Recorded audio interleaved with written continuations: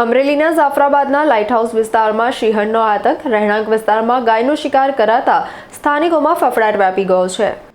અમરેલી જિલ્લાના જાફરાબાદ તાલુકામાં વન્યજીવોના અવારનવાર રહેણાંક વિસ્તારોમાં આવવાના કિસ્સાઓ વધી રહ્યા છે। ત્યારે આજે લાઇટ હાઉસ રોડ કોલોની પાસે એક ભયાનક ઘટના સામે આવી છે। અહીં એક સિંહણે રહેણાંક વિસ્તારમાં ઘૂસીને ગાયનું મારણ કરતા સમગ્ર પંથકમાં ભારે ભય અને ફફડાટ વ્યાપી ગયો છે। મળતી માહિતી મુજબ લાઇટ હાઉસ વિસ્તારમાં આવેલી બાવળની ચાળીઓમાં લાંબા સમયથી સિંહણે ડેરા તંબુ તાણ્યા હોવાનું સ્થાનિક રહીશો જણાવી રહ્યા છે। આજે ધોળા દિવસે સિંહણે સ્થાનિક રહીશ મુઝફ્ફરભાઈ ગીનાભાઈની ગાય પર ત્રાટકીને તેનો શિકાર કર્યો હતો। ભરચક અને વસવાટવાળા વિસ્તારમાં સિંહણના આક્રમક મૂળને કારણે આસપાસના લોકોમાં દહેશતનો માહોલ સર્જાયો છે। ઘટનાની જાણ થતાં જ વન વિભાગની ટીમ તાત્કાલિક ઘટનાસ્થળે દોડી આવી હતી।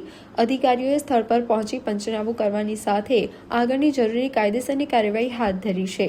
સ્થાનિક લોકોનો આરોપ છે કે ઝાડીઓમાં સિંહણની હાજરી અંગે અગાઉ પણ રજૂઆતો કરવામાં આવી હતી। હવે રહેણાંક વિસ્તાર સુધી શિકાર કરવા પહોંચેલી આ સિંહણને વન વિભાગ દ્વારા તાત્કાલિક પાંજરે પૂરીને અન્ય સુરક્ષિત સ્થળે ખસેડવામાં આવે તેવી લોકમાંગ ઉઠી છે, જેથી કોઈ મોટી જાનહાનિ ટાળી શકાય। માલ અહીંયા ચારતો હતો ને ઓચિંતી સિંહણ આવી ગઈ ને મારી ગાયને પકડી લીધી ને કાટમાં ઉપાડી ગઈ। મારી ગાય હતી 20-22 હજારની ગાય હતી સાહેબ, 5-5 લીટર દૂધ કરતી હતી। એને વાછરો ઘરે છે ને જન્માને 2 મહિના થયા હતા સાહેબ। આ સિંહનું ત્રાસ કેટલા સમયથી છે? ઘણા સમયથી ત્રાસે સાહેબ।